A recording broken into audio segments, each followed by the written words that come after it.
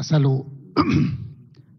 వాళ్ళు బనకచర్ల గోదావరి బనకచర్ల వాళ్ళు కడతామని అడిగితే కదా మేము ఆపమని చెప్పడానికి. ఎజెండాలో వాళ్ళు కడతామన్న ప్రతిపాదననే చర్చకు రానప్పుడు ఆపమనే చర్చనే రాదు.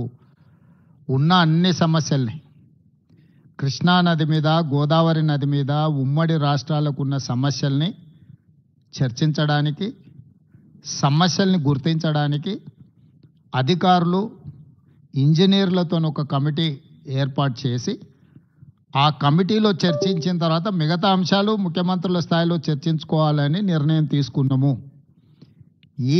ఈ సమావేశంలో ప్రస్తావనకు వచ్చి తీసుకున్న నిర్ణయాలు 4 ప్రధానంగా. ఆ విషయం స్పష్టంగా మంత్రి గారు చెప్పినరు.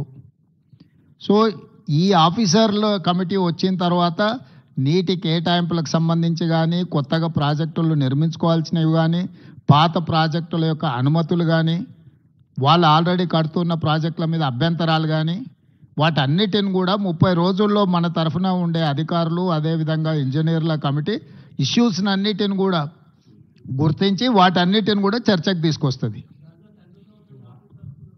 Yes, definitely. లేదు, ఇది అపెక్స్ కౌన్సిల్ మీటింగ్ కాదు. It is just informal meeting organised by government of India, Jal Shakti, to break through certain issues.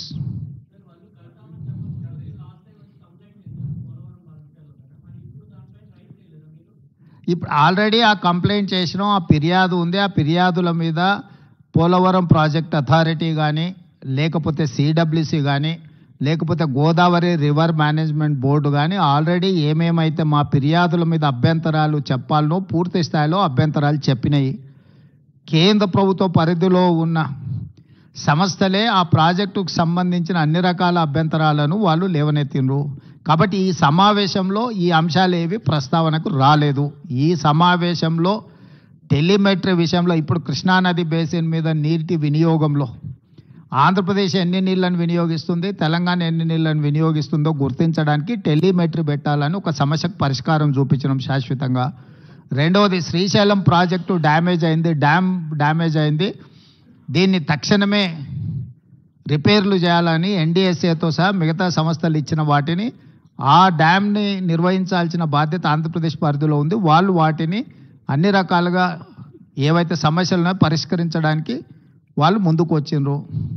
Godavari river management board, Krishna river management board ఆంధ్రప్రదేశ్లో ఒకటి, తెలంగాణలో ఒకటి ఉండాలని పునర్విభజన చట్టంలో ఉంది.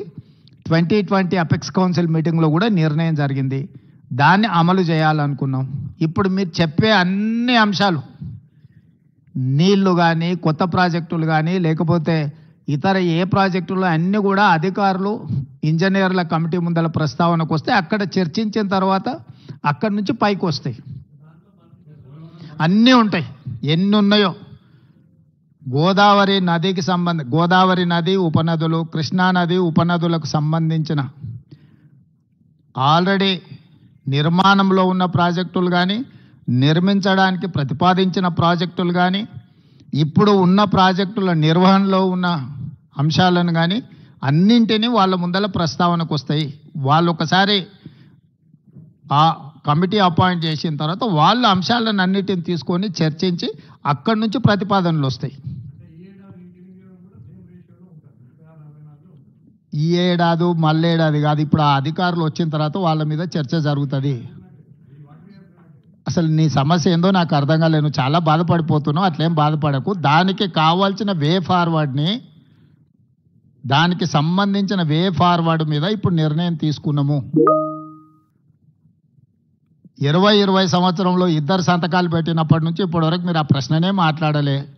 ఇవాళ 25లో పరిష్కరించడానికి ముందుకు వచ్చినప్పుడు మీకు అదొక సమస్యలాగా కనిపిస్తుంది. మేము మొదటి నుంచి చెప్తున్నదే అది. చంద్రశేఖరరావు మొత్తం తెలంగాణ హక్కులను ఆంధ్రప్రదేశ్కి దారదత్తం చేసిండు, అన్యాయం చేసిండు. వాటిని పరిష్కరించడానికి ఒక విధి విధానాలను ముందుకు తీసుకొచ్చినాం.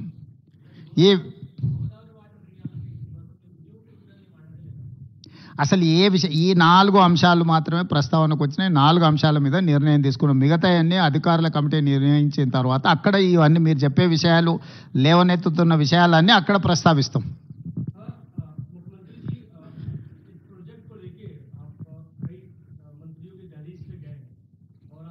भी लगाई है, मैं